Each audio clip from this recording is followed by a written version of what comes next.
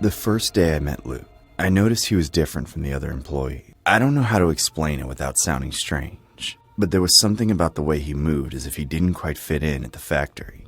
He had been hired a few weeks ago on the night shift, just like me. We were both working in one of Amazon's huge warehouses, packing boxes for hours on end without a break. The work was repetitive, but it paid well, so I wasn't complaining. Luke was quiet, kept his head down, and did his work in silence. Unlike most, he didn't talk much during breaks or participate in team conversations. There was something about his look that made me uncomfortable. Every time I saw him, I had the feeling that he was watching me, even when he wasn't looking directly in my direction. However, every time I turned to check, he was immersed in his task, as if nothing was happening. At first, I thought it was paranoia on my part.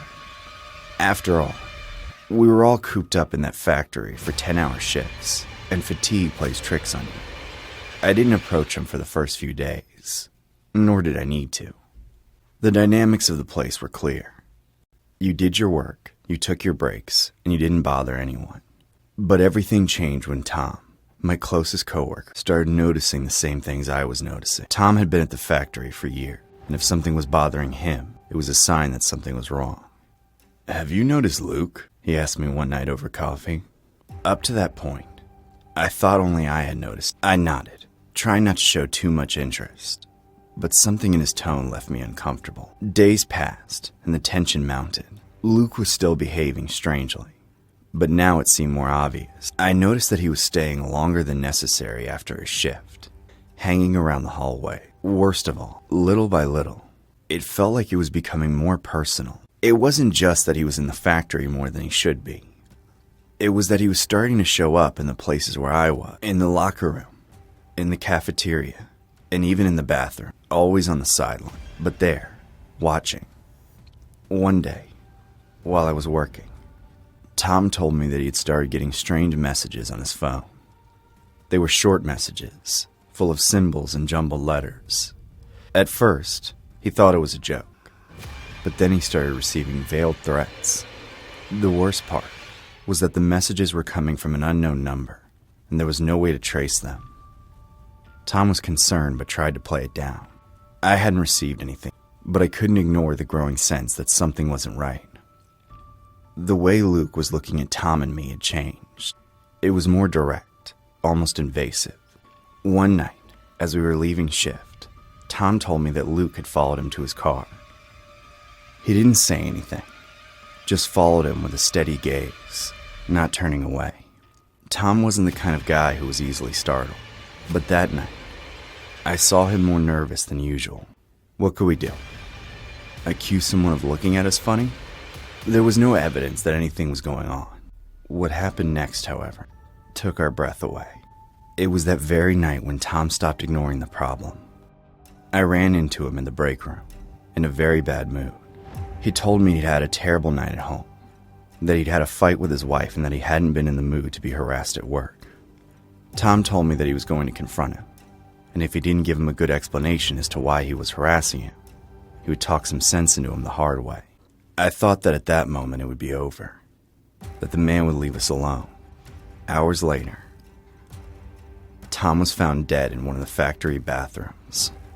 There was no sign of struggle, no blood. Nothing to indicate that he had suffered an attack. It looked as if he had simply dropped dead suddenly. Cardiac arrest, they said. Everyone began to theorize different things, but they all wondered what could have frightened or intimidated him enough to make him so nervous as to have a heart attack. After Tom's death, the atmosphere in the factory changed drastically.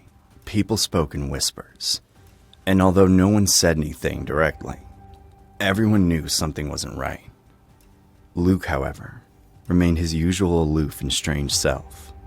When Tom died, Luke disappeared for a week, and when he returned, he pretended nothing had happened. He didn't seem affected by Tom's death, and if he was, he hid it very well. From that day on, my life became a living hell. I couldn't stop thinking about what had happened with Tom. And worst of all, I felt like I would be next. I began to notice Luke was following me more often, and following me more obviously.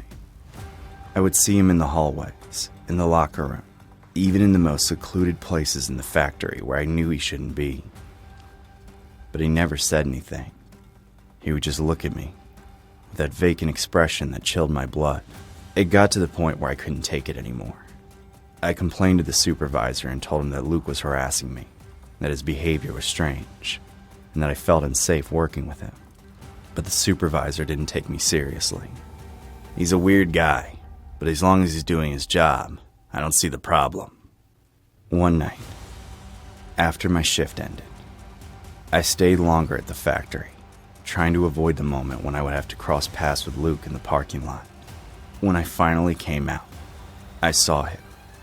He was standing in the distance, looking in my direction.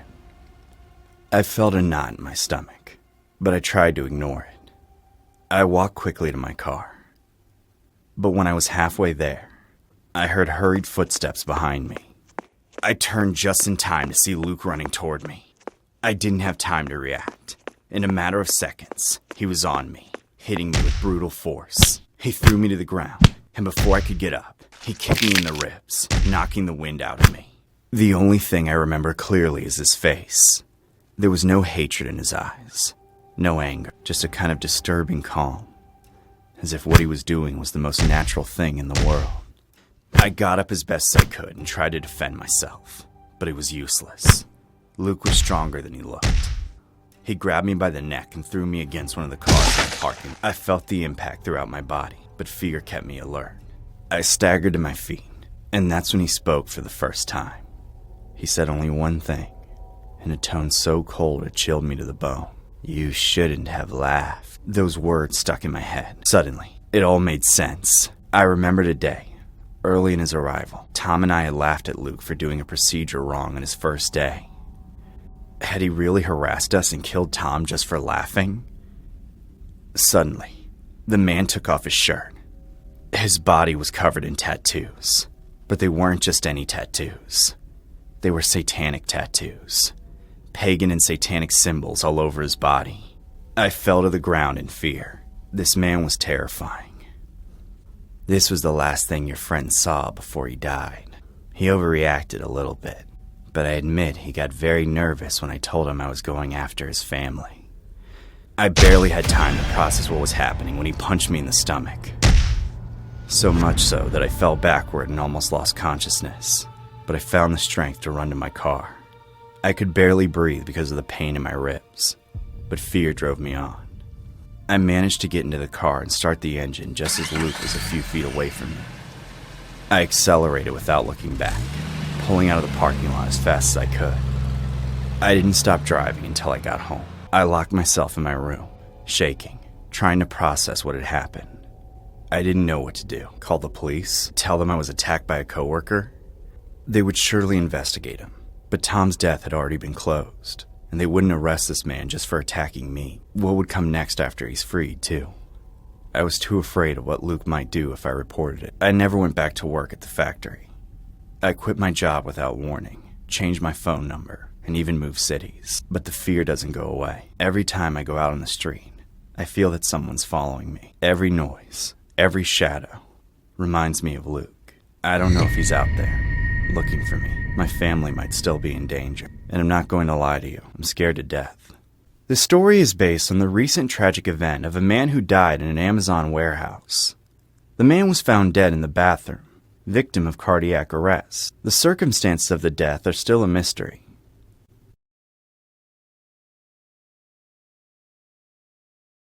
It was an ordinary day.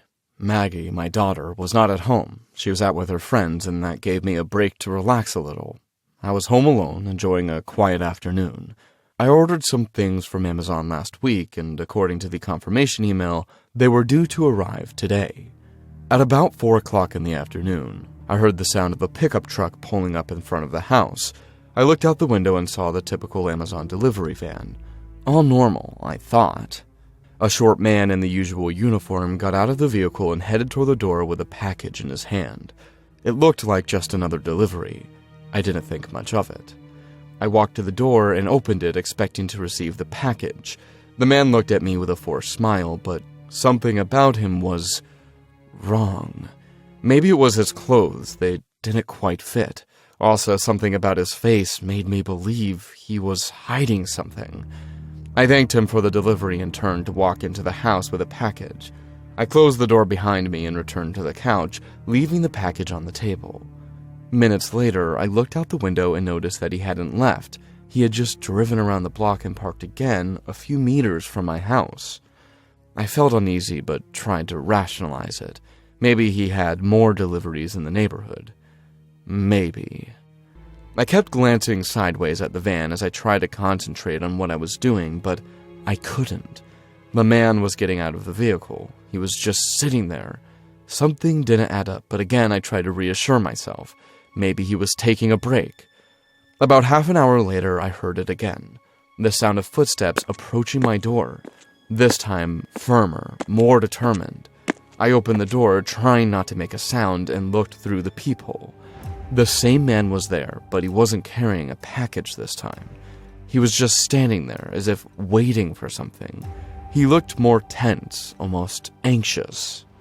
Panic began to rise in my chest, but I tried to remain calm. Maybe he just wanted to confirm something about the delivery, I thought.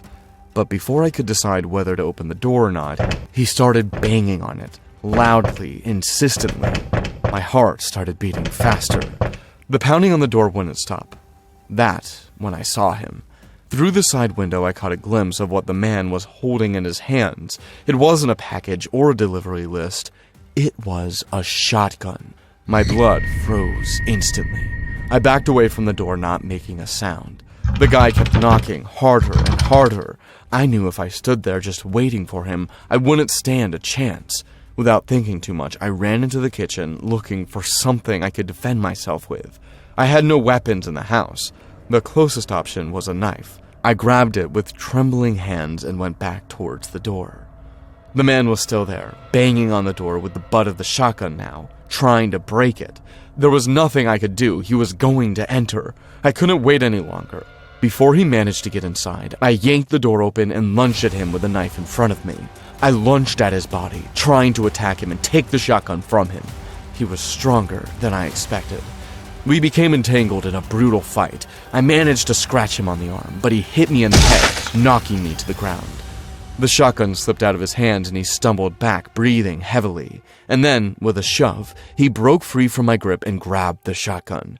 Nervous and realizing I had lost, I ran back inside my house and hid. The guy wasted no time.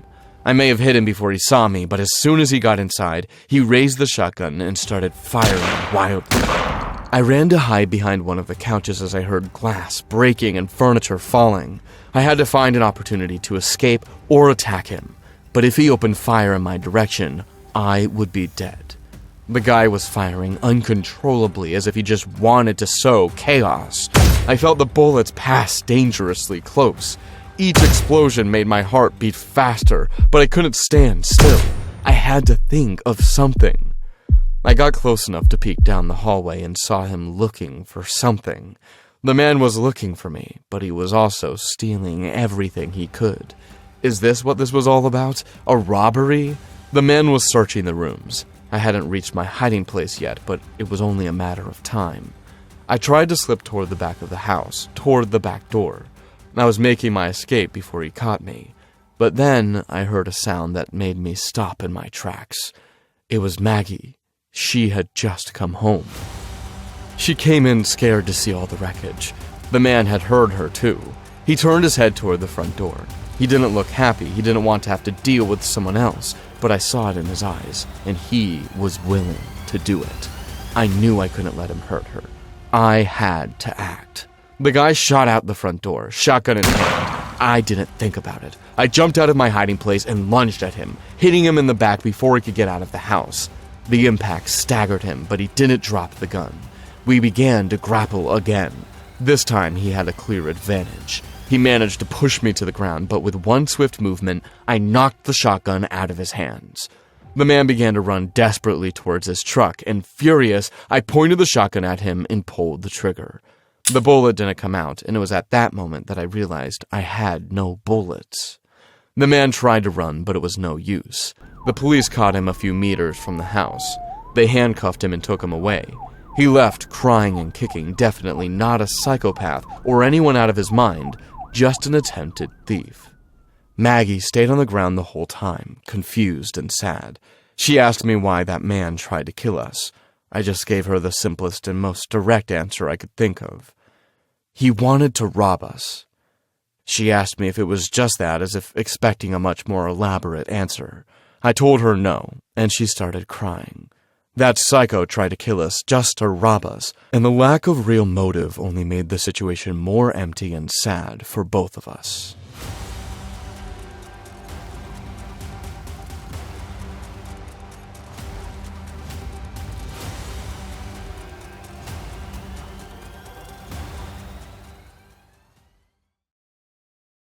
Whenever everyone asks me about my days as an Amazon driver, I always told them the same thing.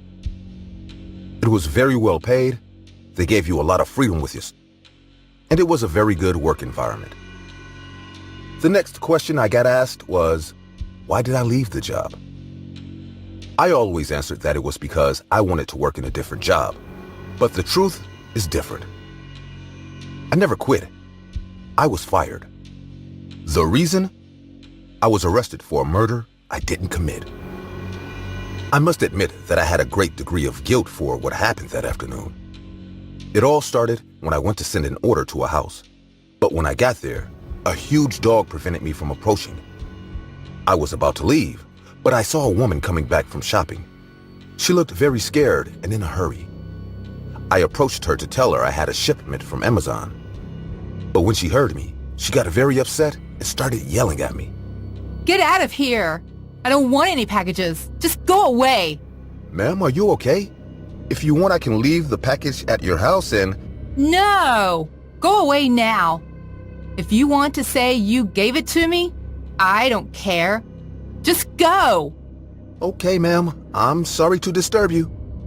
And without saying more, the woman simply locked herself in her house crying. I decided not to bother her anymore, so I left with my truck for the next delivery. During the trip, I kept thinking, what was in the box that had scared her so much? Why was she so reluctant to open it? I was so confused. What was I supposed to do with the box? At that moment, I decided to do something I regretted. I decided that if she had given me authorization to say that she had received it, I could open it. On my break, I slowly approached the box. I knew this was a bad idea and I would have to forge the girl's signature, but maybe it was something valuable, something she didn't want for some reason that only a madman could understand. I cut the box with small scissors and checked the contents. It was all jewelry, things of value, belongings of what looked like a woman. This was a lot. Maybe I could sell it. Why wouldn't the girl want to receive it? Whatever the case, I forged the lady's signature and advised that it had been delivered. I knew I could lose the job. I knew that if the lady changed her mind, everyone could see that it was not her signature. But she seemed very convinced and I needed the money. Once I got home, I left the box of stuff in the truck, knowing that I would sell it when I found someone who could give me a lot of money for the jewelry. After eating, I lay down on my little bed with a big smile on my face and fell asleep instantly. That night, I had slept very well, but when I woke up, I felt something was wrong. I woke up very agitated and scared as if I had a horrible nightmare. The problem is that I was having a nightmare when I was awake. I felt that something in my house was wrong. I never believed in energies, but this time it felt like a negative energy was surrounding my room. It was still 3:03 a.m.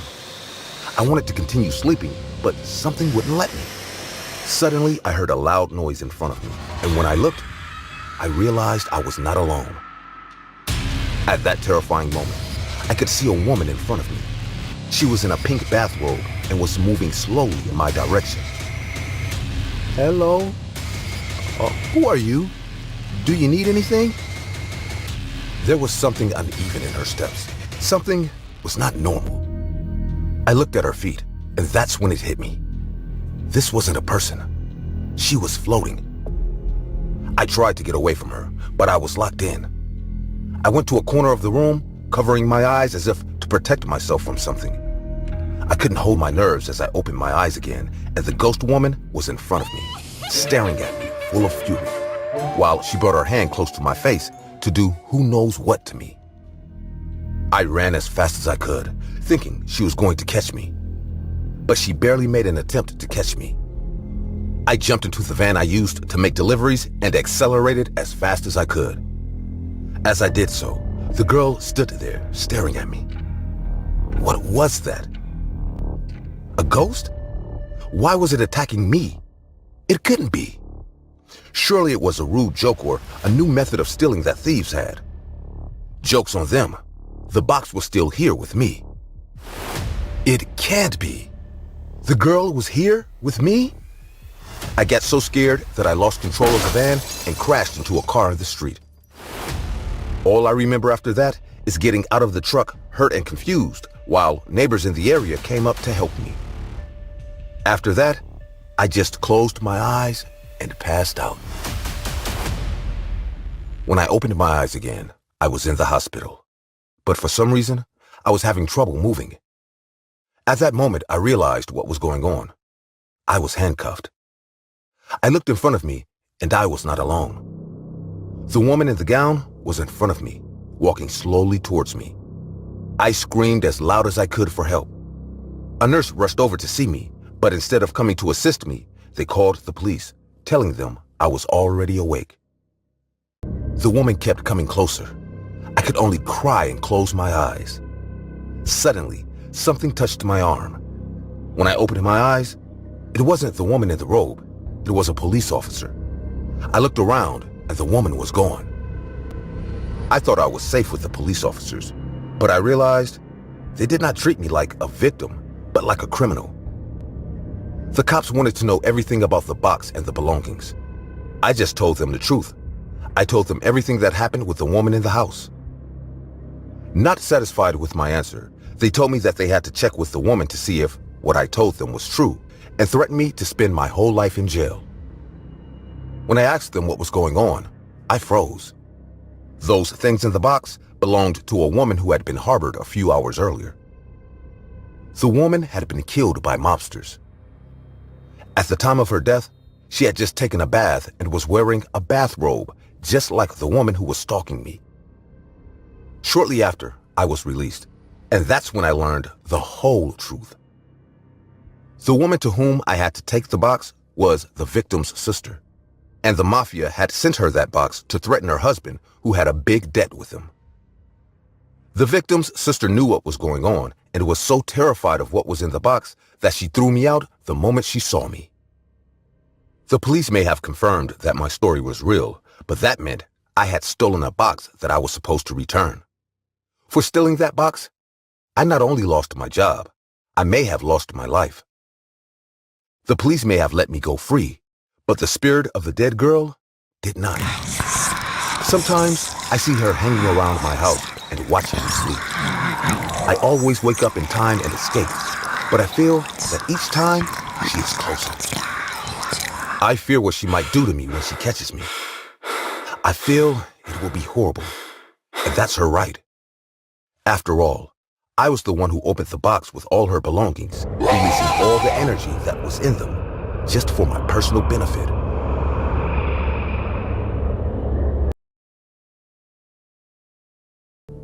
If your go-to shopping destination is Amazon, this story might interest you. I'm Zach. I used to be an Amazon delivery man, and today I'm about to share the worst experience I had while working on this job. The experience that ultimately made me quit the job. I mean, I know Jeff Bezos makes a lot of money from this, but I'm not paid enough to risk my life to deliver a package. If you're a delivery person, you already know which part of your town is nice and which is sketchy. On this particular day, I had to deliver items to the sketchy neighborhood. Trust me when I tell you, I've seen some serious stuff go down in this neighborhood, like drugs, abuse, and whatnot. So when I was informed that I was allocated to that area for the day, I started mentally preparing myself. Most of the homes in this area were under-maintained and dirty. That is, it was a miracle that people were able to live in them. Also, there were a lot of trailers there too. Crime and illegal activities were practiced in broad daylight in this area. The last time I was there, a bunch of guys in their early 20s tried to steal the packages from my van and beat me. I narrowly escaped them and drove away from there, without delivering most of the packages. I always knew this job was never worth more than my life. That day, however, my plan was simple. Complete the drop-off as fast as I can and get the hell out of there. Plus, to my surprise, I only had 7 deliveries to make, which was surprisingly less. I reached the neighborhood and drove my van to the first address, which was a rundown home with its porch and roof in extreme need of repair. I knew the woman who lived there. She was a drug addict and was a hoarder. So, no wonder she had ordered another item from Amazon. I quickly rang her doorbell and dropped the box at her doorstep. The moment she opened the door, I left for my van. The next couple of deliveries were smooth and quick. I only had 3 packages left with me.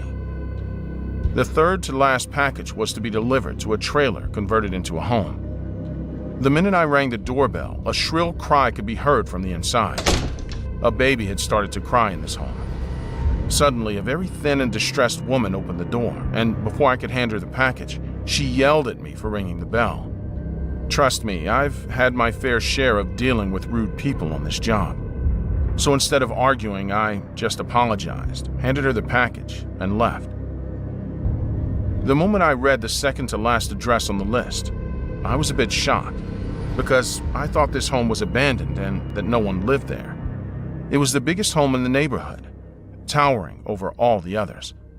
It was so run down that it almost looked like one of those haunted houses from the horror movies. Nevertheless, I drove up to the address and took the big box-shaped package along with me to the doorstep of the house. Firstly, there was no bell, so I placed the heavy box on the porch and knocked on the door. No one answered. Now, I could leave this package on the porch if it weren't a cash-on delivery, which meant I had to get a hold of someone living in the house. I knocked twice and then realized that the front door wasn't locked. I know this is very unusual for delivery people to just go into a house, but I stepped inside anyway. The house was indeed abandoned. It was covered in dust and cobwebs. Old furniture was left there to rot. The deeper I walked into the house, the spookier it got. Finally, I decided to call out and see if anyone was in the house. Hello? Is anyone there? I'm here to deliver a parcel from Amazon. Pin dropped silence. No one answered from the house. Hello? Is anyone at home? I tried again, but to no avail. No one replied. I was starting to think that this was some kind of prank, but I had an obligation to my job. So instead of just leaving, which is what I should have done now that I think about it, I walked up to a neighboring trailer and asked the old man living in it if anyone lived in the big house. He told me that no one had lived there in the past decade and shut the door in my face. Dejected, I walked back to the house and walked into it again. Hello? Is anyone there? Please come to the door to receive the package. I got other packages to deliver. This time, I didn't hide the irritation in my voice. Just when I was planning to pick up the package and get back to my van, I heard an animal-like voice from upstairs.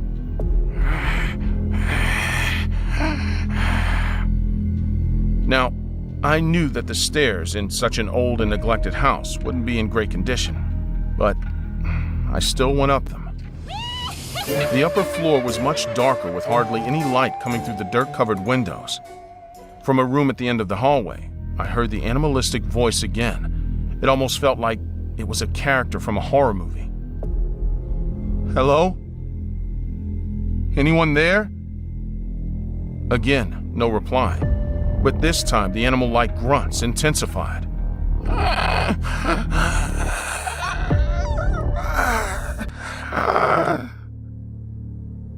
I reached the room, took a long breath, and pushed open the door, which was not locked. This room was pitch black, and it took my eyes some time to see what was inside the room. In the farthest corner of the dark room, there was a very skinny woman, sitting. She had her back to the room and was facing the wall. She was wearing a thin gown and her hair was covering her face. "Hello, miss. Can I help you?" I asked. The woman just rocked back and forth like a little kid. No response to my question, she just grunted. I walked closer to her, taking tentative steps in her direction. The moment I was close enough to touch her, I placed my hand on her shoulder. I don't know what happened next because it happened so quickly. The woman snapped. She stood and attacked me, grunting and screaming. I stumbled back a few steps and then finally fell on something that felt like a table. Glass shattered beside me and the things on the table fell around me. I somehow managed to get back on my feet. The woman was still trying to run towards me, but something was holding her back. When I looked closer, I saw she was chained to the wall, which meant she could only walk a few feet anywhere in the room. Her face was the scariest thing I had ever seen. It was so thin and pale and sunken that she almost looked like a corpse. Her eyes, however, were red, and her mouth was foaming.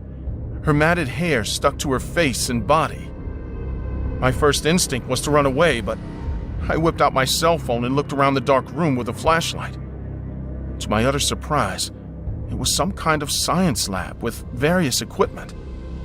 The most horrible part wasn't the chained woman, but the fact that there was a dog caged in one corner and a bowl of water and rice in there. Whatever was happening in that room seemed straight out of a horror movie. I ran back downstairs and found the package missing. Instead of trying to find it, I just went to my van and drove off.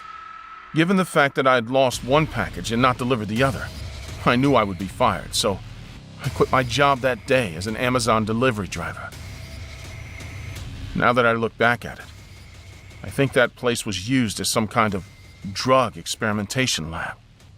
They were experimenting with drugs on humans. Also, I believe that the stolen parcel probably had some type of lab equipment in it.